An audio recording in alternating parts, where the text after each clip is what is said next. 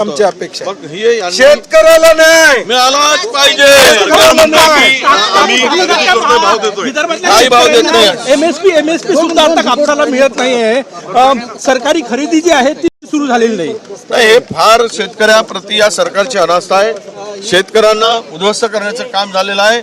या सरकारची भूमिका म्हणजे हमीभाव देण्याची नाहीच मुळात, ही त्यांची एकूण मनस्थिती दिसते आहे. कापूस उत्पादक शेतकरी फार संकटात आहे.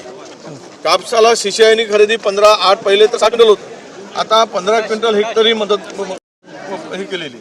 आणि या स्थितीमध्ये शेतकऱ्याला 10-15 क्विंटल जर कापूस येत असेल तर तो विकणार कुठे? आणि 7,000 रुपयाचा दर आहे, तोही लांब धाग्याचा कापूस. आणि यांनी निर्यात कर शून्यावर आणलाय, 12% होता.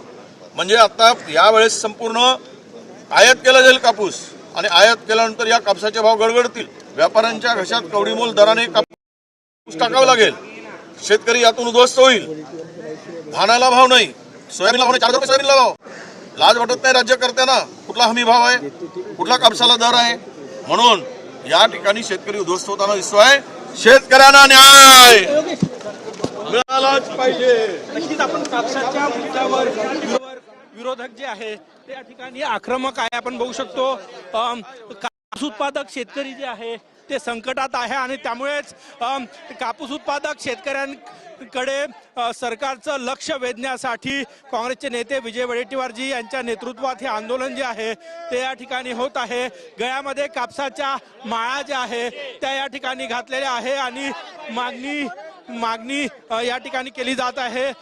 विजय भाऊ, कापसाला हमी भाव, सोयाबीनला भाव, धान उत्पादक शेतकऱ्यांना भाव, धान उत्पादकांना भाव, सोयाबीनला भाव, कापसाला भाव.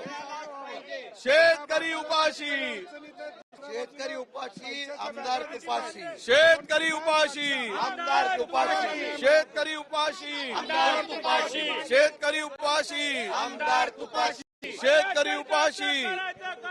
खाली डोकं वर पाय,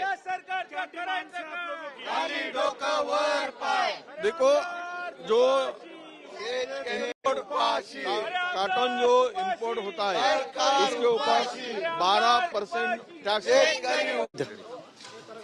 तुमचे सहकारी महेंद्र दळवे यांच्या